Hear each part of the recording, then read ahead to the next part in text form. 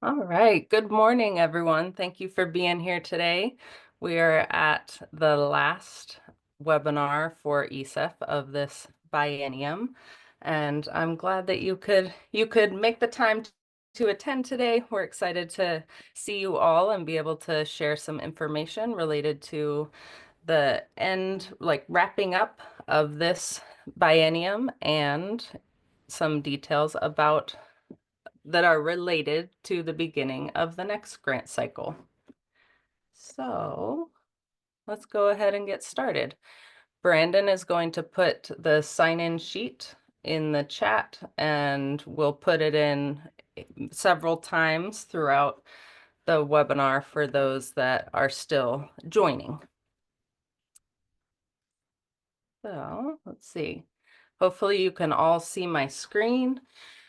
Put it in a message in the chat if you aren't able to see my screen for any reason. So we had our little welcome period, our time where people are still joining. And then right after I'm done talking about the agenda, we're going to have Rebecca Brown share a little bit related to home visiting. And then I will do some kind of review of end of year programmatic pieces. And then Brandon will go over also end of the year details and updates information for the next grant cycle. And then our plan is to have time for questions at the end. And because we do not want to we want to be able to cover all the information that Brandon and I have to share today. So we put grantee time at the end, and depending on what time we finish, we might have time for some sharing in related to the grantee time that we've been doing at the beginning of most of our webinars. And you're all invited to stay from 12 to 12:15 for questions or we can use that kind of as an informal grantee time. All right. Here's a reminder for us to put the sign-in sheet in the chat. And Brandon, I think, has already done that. So thank you. Oh, yeah. Sorry. All right. So I'm going to pass it to Rebecca. Thank you, Emma. Hello, everyone. I'm Rebecca Brown, and I use they and she pronouns. I'm the State Home Visiting Transformation Manager at the Center for Coordinating Oregon Home Visiting Systems, or COVS. And if it's okay, I don't have slides today, so if it's okay, we can stop sharing if that makes sense to do, and then we can see more faces. Thank you so much. I appreciate that. I put a link to our website in the chat. I'll go ahead and there you go. If you'd like to learn more about us, and I really appreciate the opportunity to pop in for a little bit and just introduce ourselves. So I know that there are folks here that are already connected to COVS, or your agency has been connected to COVS in some way previously. And I also know that some of your organizations are involved in home visiting and some organizations are not. But we wanted to share a little bit about the work that we're doing to strengthen state partnerships in support of local decision-making and implementation of an equitable, inclusive, anti-racist, and family-centered system of early childhood home visiting services. I tend to be a fast talker, so I'm really trying to slow it down because those are some long sentences around the work that we're doing. So we're wanting to share a bit about us and let you know that we're eager to connect to learn about how we might better support and engage culturally specific programs that provide early childhood home visiting in systems building work that we've been working on over the last year or so. And we currently have participants from some of your agencies on our steering team and on the home visiting committee which is a standing subcommittee of the Early Learning Council.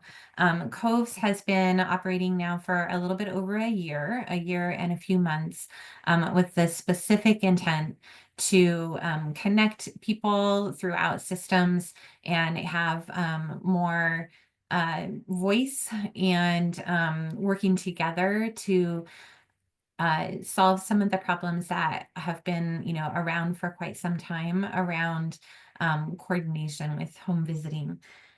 We currently have some plans to expand opportunities to get involved in shaping the emerging home visiting systems work, including launching a home visiting action network in the next few months that would meet 3 or 4 times a year and would be open to anyone and everyone who's interested in the work of home visiting systems building together.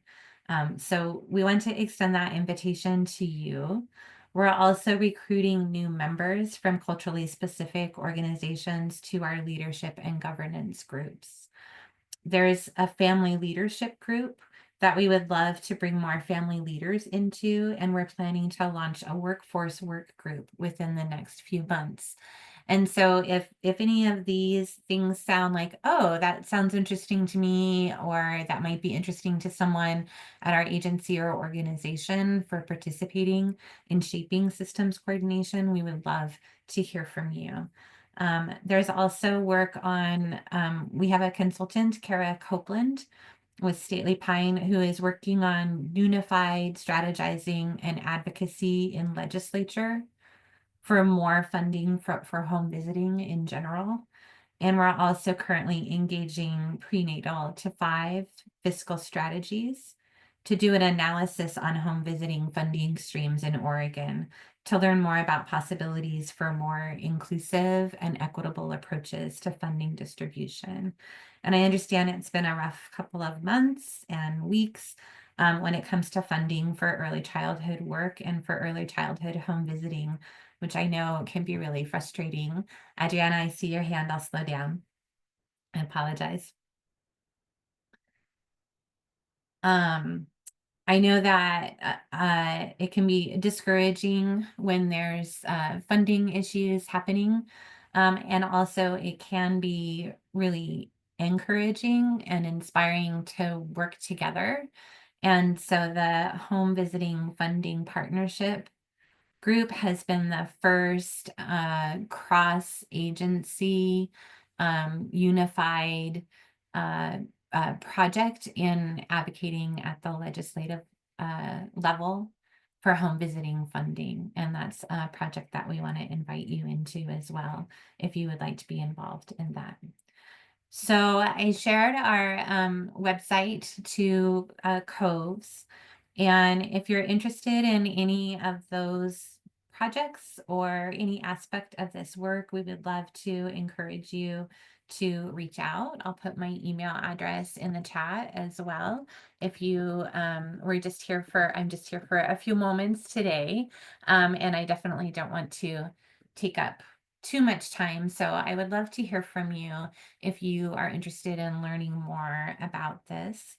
And I shared some links in English and Spanish with Emma to share out in the notes after the meeting about our work at Coves, the family leadership group, about engaging with prenatal to 5 fiscal strategies to learn more about funding advocacy and funding streams, and also about a program information overview that we did a first draft of last year and would love to include more programs in this year to let everyone know about the home visiting programs that are available. With all that said, and I see that I do have a few minutes left, we also would really love to learn about what thoughts that you might have, questions. I know I just said a lot, but what questions you might have or any thoughts you might have about what you would want or need or hope for from home visiting systems building work. And if you'd like to come off mute or share in the chat any questions or thoughts you might have about that, that would be great. Or if that's something you would want to follow up with me by email, I would love to hear from you that way as well.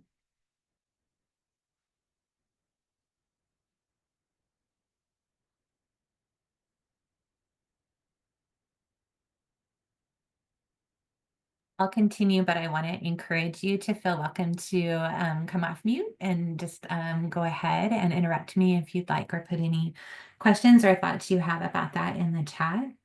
Another question that I would have for you is whether you can think of any obstacles that might be complicating your interest or ability to participate in shaping these systems.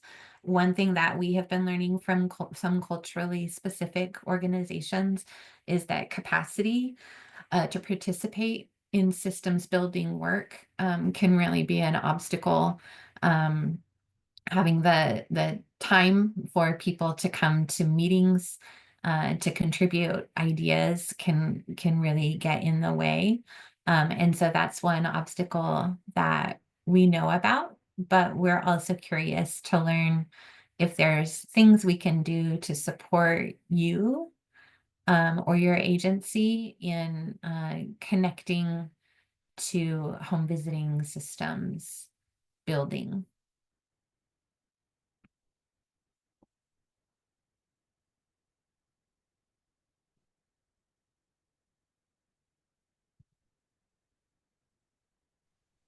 Do these take place virtually, in person or yeah? Yeah, great question. Thank you for asking. Yeah, the meetings take place virtually. And it depends on kind of which group. Some of the groups are new that are launching. And so, for instance, the Home Visiting Action Network is a group that will be meeting 3 or 4 times a year, mostly virtually, but we're hoping in the future to have one time a year where everyone can gather together in person. And anyone would be welcome to those. If you're interested in learning more about that, you can certainly email me. And also on our Google site, if you scroll down, there's a place where it talks about signing up for communication cards, and you can sign up on there to get on our email list.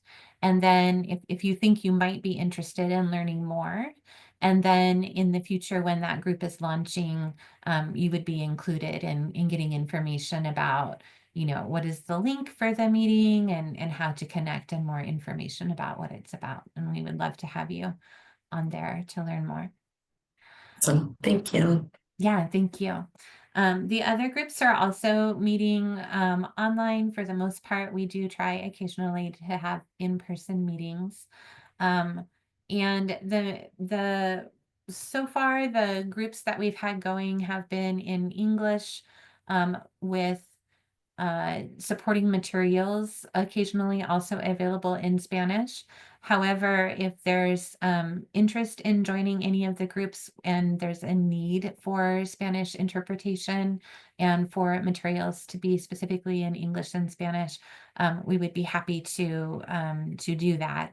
And just even as I'm saying that right now, I I would love to get that in place so that it doesn't feel like something where, it would need to be requested. That's something that we definitely can work on getting into place so that's available to support participation, which I'm excited to see that that's happening here in this group. I want to be careful to not take up more time because I know that you have a busy agenda today. Any last questions or comments before I go?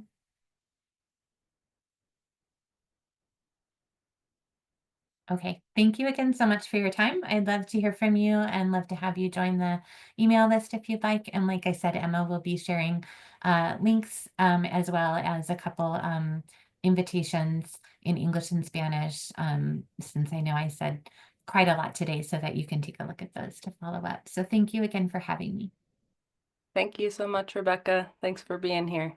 Thank you. And Bye-bye. yes, we'll be sending out your info. Great. Thank you so much. All right. So I'm just going to reshare my screen.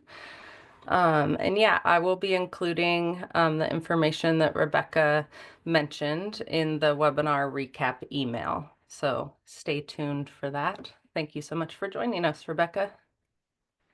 All right, Brandon, could you give me a thumbs up that you're seeing my screen? Okay, great. All right, so we will continue on. I will try to talk more slowly than I typically do. So I'm just going to go over a couple pieces related to the end of the year and wrapping up the grant cycle on the programmatic side. So first off, I want to cover the monthly performance reports. So the final monthly performance report will be due July 15th. And that's the same schedule that we've been on where our monthly reports are due 15 days into the month following the month that the services are or activities are held. And any other late or missing reports that are, for times during the biennium, those are due no later than June 30th. So we really want by the last day of the biennium to have all of the missing or late reports in. And so that then in July, the only one that we're waiting for is the last monthly performance report. And I will send out emails to those of you who are missing certain monthly reports. I know our system triggers reminders as well, but I know those reminders have been sort of confusing the way that they're worded. So yeah, also feel free to reach out if you're just unsure and would like to inquire and make sure you have everything up to date. I'm happy to respond to your emails about that. All right, I realized, I'm not sure if I was talking slowly. All right, so for our other deliverables, which if anyone has thoughts for a different word for that, I'd love it. It's not my favorite word, but for our other documents or items that we require and ask for ECEF, aside from the monthly performance reports, those will be due also no later than June 30th. And that is on the programmatic side. I'll actually read the bottom one first. So the program service delivery calendar, we've been doing one at the beginning of each year of the biennium. And I think only a couple of you are missing one of them. And so I'll include that when I reach out with what items are missing. I will let you know if that is one of the items that we still need from you. And then the bigger piece that many grantees are still missing is the second year update to the equity plan. So I can include the blurb that I had sent out about it after a webinar previously, because it was technically due in December, but we've been flexible with due dates on that, and it will have a different due date for in the next biennium.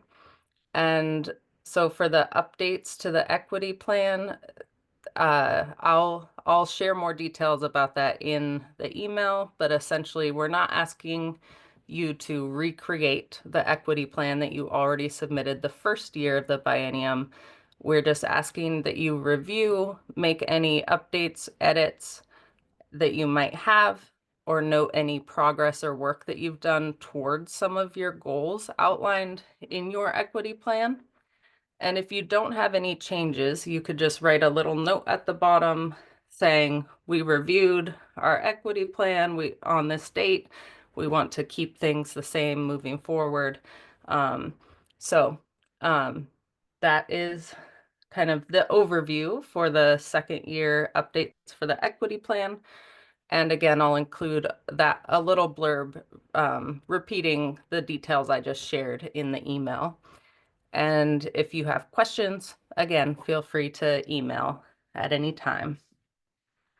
And for the end of year report, That will be sent out July 1st, and it will be due by August 14th, 2025, per your grant agreement as it's outlined in there in the deliverables section, I believe. And I've gotten some questions about if we've sent it out or if there's a link already. And I just want to reiterate that we are waiting until till the close of the biennium, because we really want you to be able to look at the entire biennium in reflection. So we appreciate your patience with that. And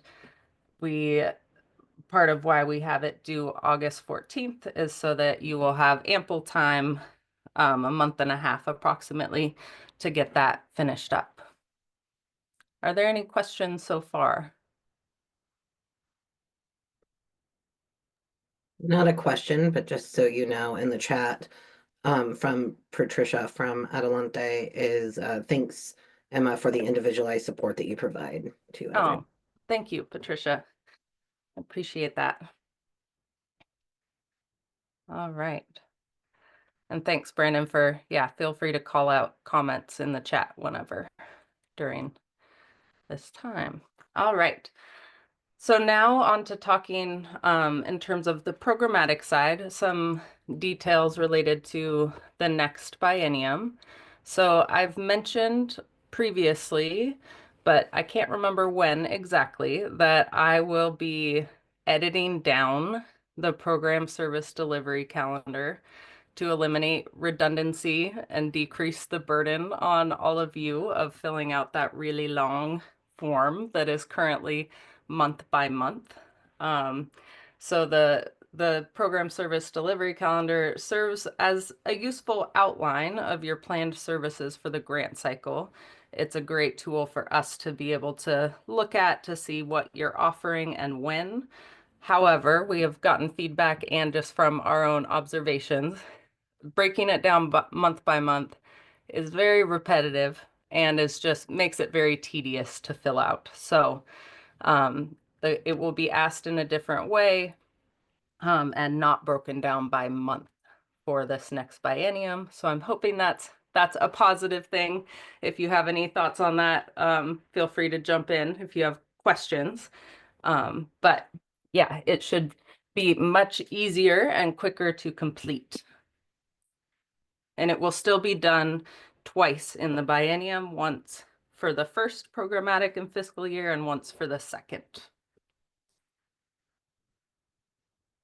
All right, just pausing for a second in case there was a question. All right, so in terms of webinars for next biennium. No questions, just Oh. Yay for you making it easier. Yes, I try to. There are some parts that we're unable to change just overall with certain grant requirements, but the pieces that I am able to adapt to be a better fit and to not require extra work when not necessary, I'm doing my best to try to cut those down. So,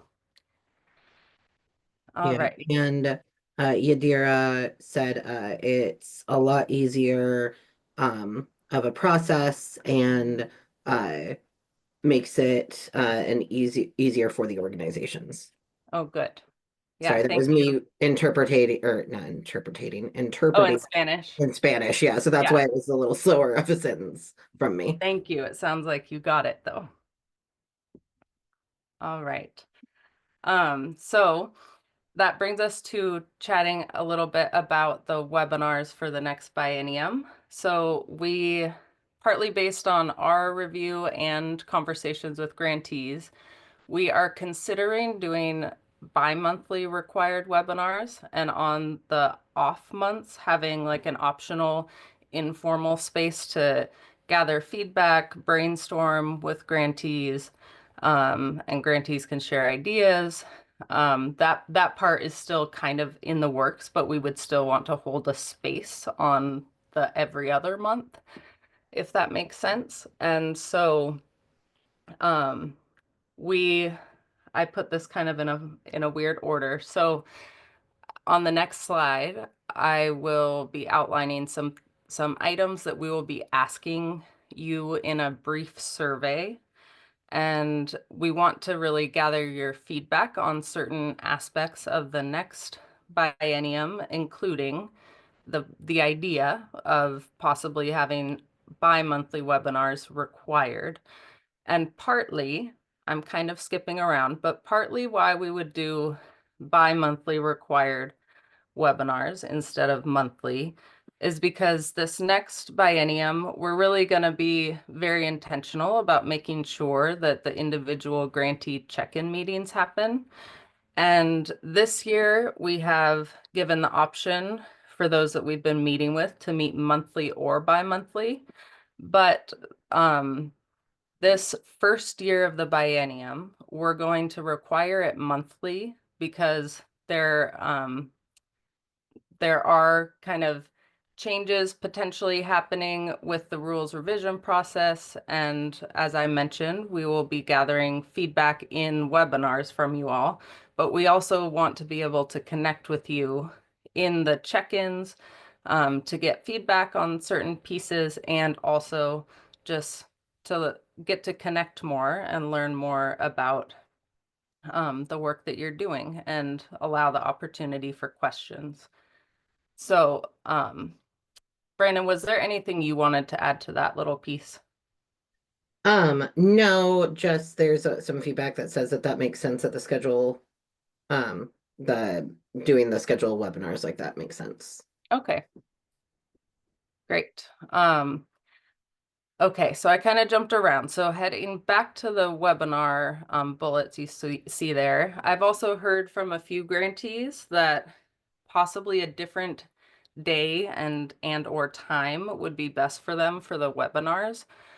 And so, you know, when I started working in this position, I just picked up things where they were. And so it had been on Wednesdays, on the second Wednesday at 11.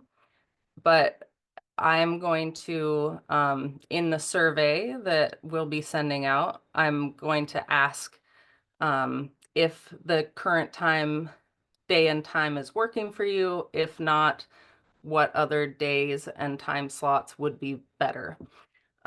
So I really want to be intentional about getting feedback from all of you. And I know I'll probably get mixed feedback. So my intention is to select, to move forward based on, you know, the general consensus of what works for everyone.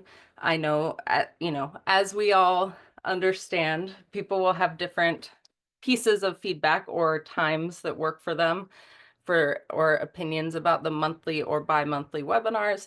And so we probably can't schedule them to be 100% what everyone's preference is, but we will do our best, and we will review and make sure that we're doing what works best for the majority of our grantees. So I have some details on information we'll be collecting on the next slide about the survey. And yeah, so I already talked a bit about the individual grantee check-in meetings.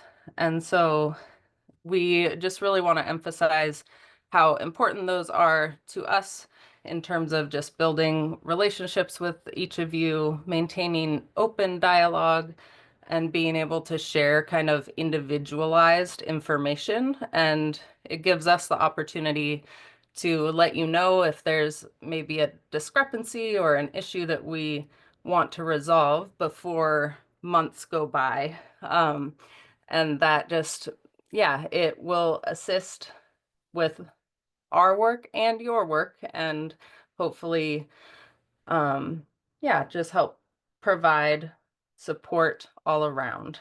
And we really love hearing all the, you know, details of the programs and activities that you're doing. And we get to hear the most detail when we meet with you regularly, because in webinars, as you know, there's not as much time for the individualized sharing and connection. Yeah, and I will add on that piece, Yeah. like Emma mentioned, they are required per your grant agreement. So, like Emma mentioned, she came into this with it already kind of pre-existing where it was. I came in a little later. And I will say, like, anecdotally, just because I don't have actual like proof to submit to y'all, uh, our grantees that are doing the monthly check-ins, I rarely have any issues with their claims with any of their monthly reporting because they're so like there's not a chance for it to get behind because they're like it's more at the front of their brain, if that makes sense. Yeah, thank you, Brandon. And I also want to acknowledge that there were there's a funny thing with Zoom where even though I intended for the meetings to be ongoing, recurring meetings, some of them expired randomly over the last several months. And so I was able to catch and resend invites to some of them. And others of you, I know that we have not met in several months. And so I apologize for that. And I will be very careful when I set up my Zoom invites, or actually, that's another piece. We want to, as much as possible, be using Teams for our check-ins, and that's for various logistical reasons. And we also haven't had the issue with meetings disappearing or expiring on Teams. And so I'll include that also in the survey to ask if you're okay with Teams or if you need the meetings to be over Zoom. And we can make Zoom work. I'm just our preference, and we'll put that in the survey too, like preferred by Delk staff, just so you know, but it doesn't mean that you have to select that just because it's easier on our end. We want to make sure it works well for you too. Yeah, just for the case of why it's easier as well, if Emma is out sick, I can't access her Zoom at all. So it would be a whole new meeting, and typically um it gets lost in confusion with emails, so the meetings end up not happening. But if they're on Teams, anybody with the link can access them. So myself Yeah, or Josefina can easily jump in and chat with people. So that's why it's easier. yeah. Thanks, Brandon. All right. And I will go to the next slide. Just briefly, I've already mentioned some of the pieces that will be in the survey that I'll be sending out, but I just wanted to highlight them here. So one piece will be webinar frequency and your preference around that. One will be the webinar day and time of the week.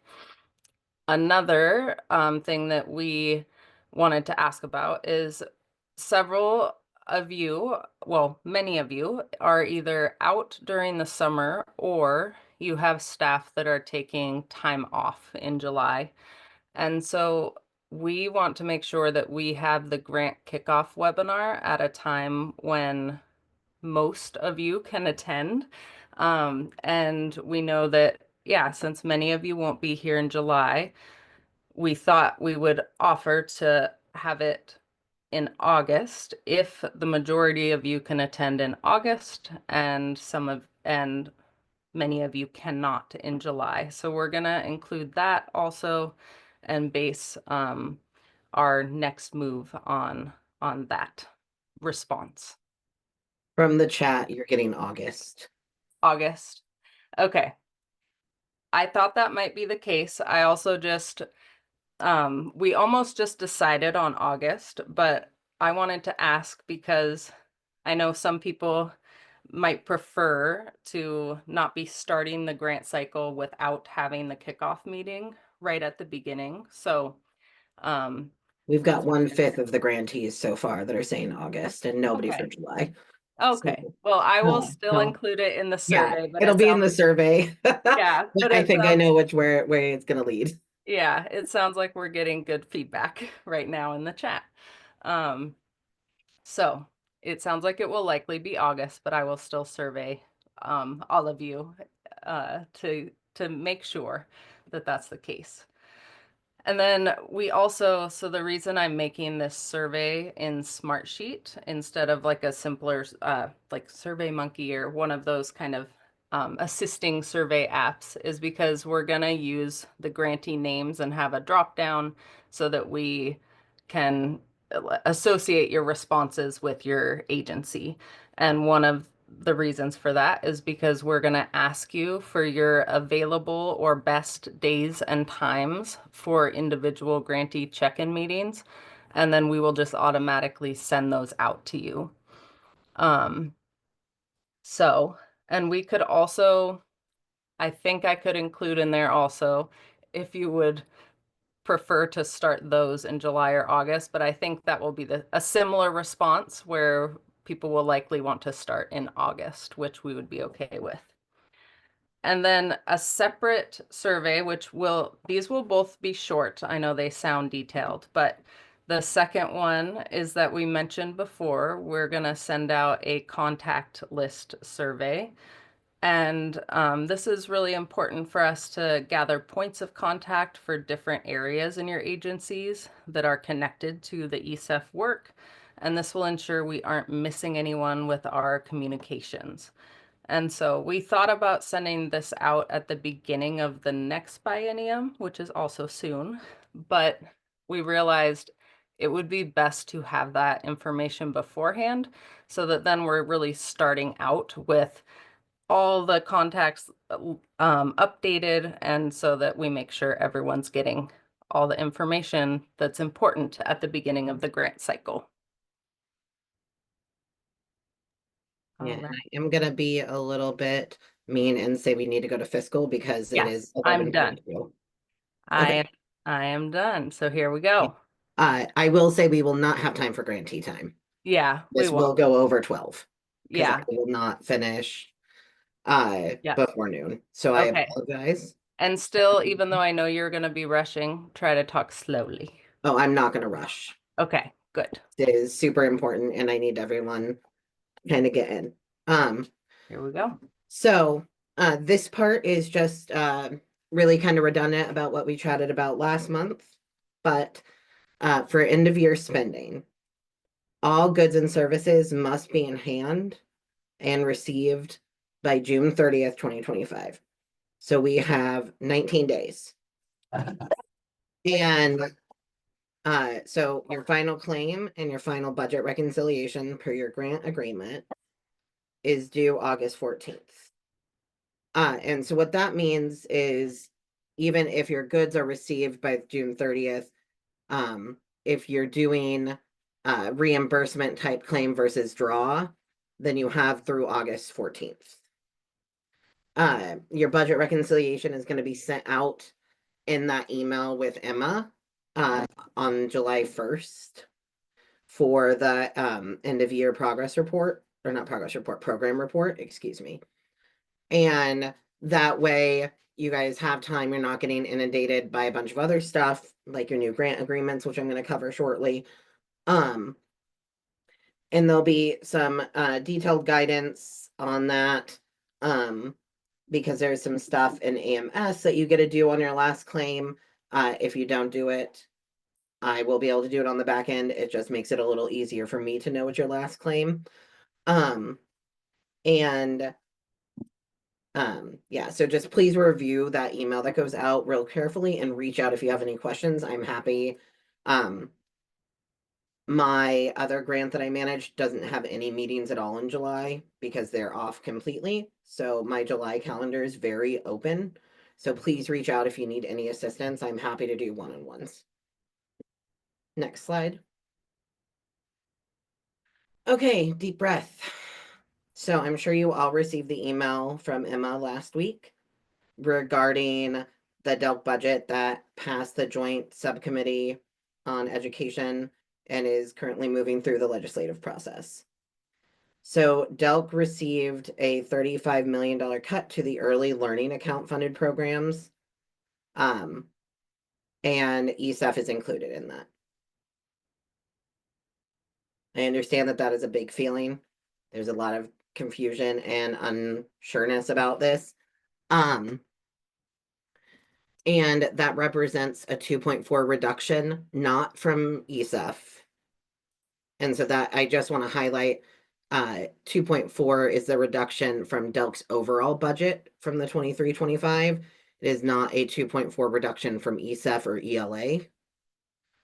And so that is a huge misconception on emails that I'm getting. So I just kind of want to make you guys aware that we don't know the percentage of cut that is coming. We're awaiting potential restoration of some of these funds through the Christmas Tree Fund. And for those who aren't familiar with that, the Christmas Tree Fund is done about October. And that is any spending from all state agencies that weren't spent in the 23-25 fiscal year or biennium, excuse me. And so those funds then that aren't spent are brought to this biennium. And then the same legislative process for the folks that did the budget go through and disperse those funds. So we don't know how much that is or anything, but the final ECEF amounts will be confirmed after the legislative session ends. And as soon as Emma and I know, we will let you know as well, even before your grant agreements are getting amended. So there's a lot. I have questions built in for this because I know that there's going to be some. So go ahead and hit the next slide for me, Emma, please. Okay, so the grant amounts for your 25-27 agreements will initially reflect the same award amount that you received in the 23-25 biennium. So that isn't changing. Everything that we've said prior to this holds true. Following the legislative session, Delk will conduct a budget reconciliation in the early months. And so what that means is after everybody's final claim is in, they run a budget rec and they're like, oh, ECEF preschool promise, you know, they didn't spend 100,000, so now that can go to the next year. And any updates to grant amounts, reductions or otherwise, will be issued through a grant amendment in the fall. But that's going to be after the Christmas Tree Fund is completed in October and after all the other Oregon state agencies, not just Delk, have completed their internal reconciliations. And I know that that isn't quite an answer, so I do apologize. This is the information that we have currently. Next slide, which, yeah. Now, go ahead and hit me with questions. Danita asks, in the chat, when legislative session ends, it is the end of June, like Lorelei said. So we'll have kind of the final number, but I will say Delk's budget was approved as is with that deficit on Monday from the Ways and Means committee. So I don't expect any changes to the current approved Delk budget in this legislative session because it was approved as is currently. Any other questions?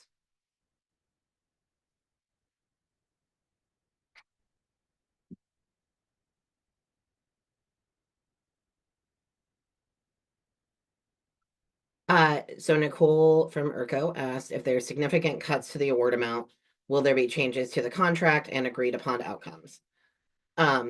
Yes, that is something we can definitely negotiate if, depending on what any reductions may look like. If you feel like your reduction will not allow you to complete the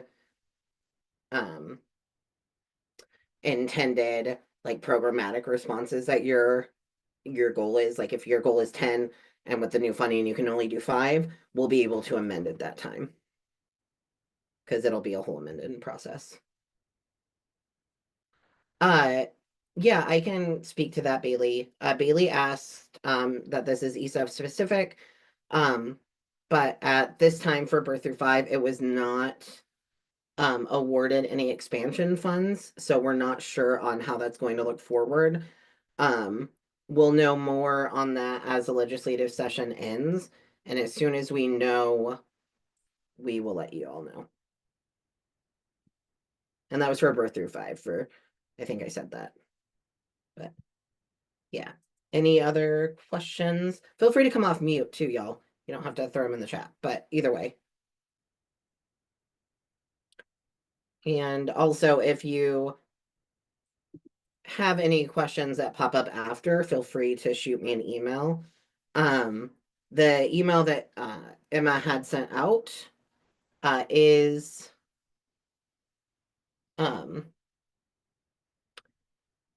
that is all the information like internally at Delk we have as well. So there's not like extra information we have. I wish, because I would also be less confused and worried.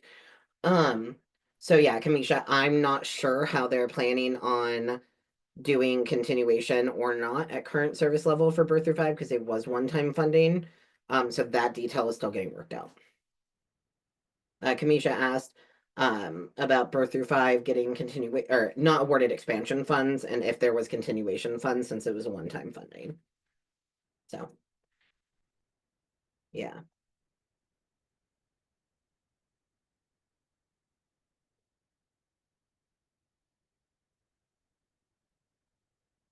My vote is for the kickoff meeting. We just have like a fiscal party dance, so it's not so dreary. That's my vote. Yes. But yeah, if y'all have any other questions, throw them in the chat, email me, call me, either way. Happy to answer. Oh, I think, oh, it didn't update on the slide. Sorry. I'm realizing I meant to tell you I'm allowed to like update the slide because I threw it in there, but or not slide, but your slideshow. Where is it? One second. Which one? Do Oh, you want me to go to the next one? no, if you go back to the grant amount and budget reconciliation, on that, so one way that DOS, and the state of Oregon kind of helps predict what the Christmas tree fund is talking about spin downs. So I just wanted to highlight that this is directly tied to that survey that I had sent out that was optional last week on if you were planning on spending down your funds all the way. And I really just wanted to give you guys some agency on that because I know, especially like some of our tribal nations and school districts, they just claim so infrequently that it can look like they haven't claimed a lot, but they're planning on claiming the whole amount or close to it. And I just really wanted to make sure that I had input and I wasn't solely basing it off of what I saw in AMS or current claims to give them kind of an estimate of how much money wasn't going to get spent. And so that's all that was. It wasn't tied to any sort of funding for next year or anything. It was to help DOS with like the Christmas tree fund prep and anticipation of unspent funds moving forward. So, and I know a couple of you emailed and asked, so that is why. But yeah, what, Emma? I was just gonna say, we also realized that the timing of that was hard because I just sent an email with the unknown, but the news that there would be cuts to Delk, or yeah, and that called out ECEF as one of the possible grants that would see some decrease. And so we just wanted to acknowledge that because it was not tied. The request was not Right. tied. It was, they to were that. not linked together. It was Yes. a request from DOS. And when DOS is the Department of Accounting Services for Oregon. And they're one of the agencies that like when they ask something, they're usually like, we need this within 48 hours. Okay, thanks, bye. They're not super flexible on their timeline. So that's why it was a short turnaround.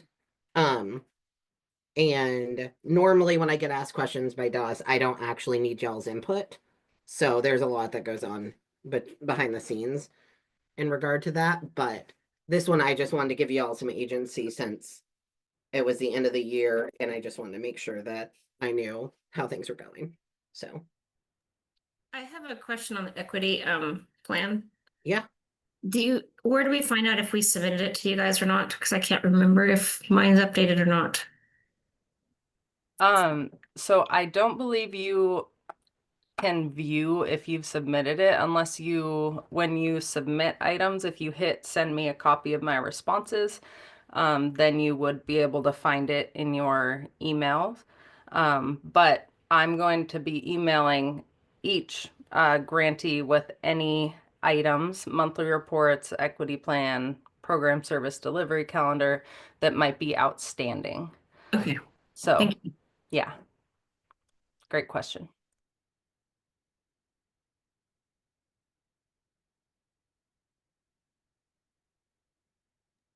Are you ready for me to move to the Oh, yeah, slide? you can, yeah, The sorry, question yeah, slide? I'm Okay. done now. Sorry. I just wanted to, it was tied to there. I was petting the puppy. I was really kind of here. You're not done though, but you're I just on know, I that. know. So I appreciate y'all's patience through this. And so we are on track to release those grant agreements by July 1st.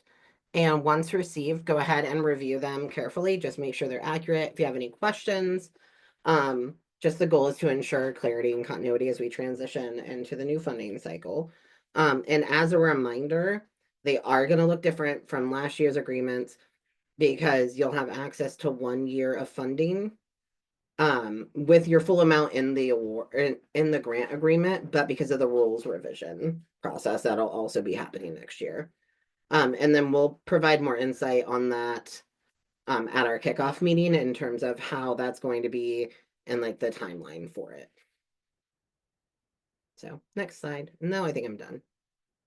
Hooray. Oh, good. We can have 3 minutes of grantee time. All right.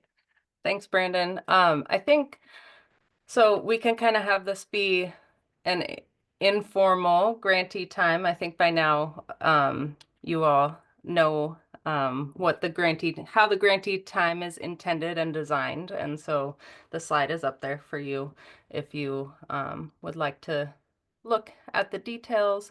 And you can also just ask questions based on what was just shared in today's webinar, or do some sharing about anything, any highlights from the year, any challenges, any questions for other grantees or for us. And I'm glad we ended up with some time at the end, so we didn't go over 12. So if you do have to jump off at 12, go ahead and do that, and we will be here till 12:15. We'll keep recording, I think, Brandon, until 12.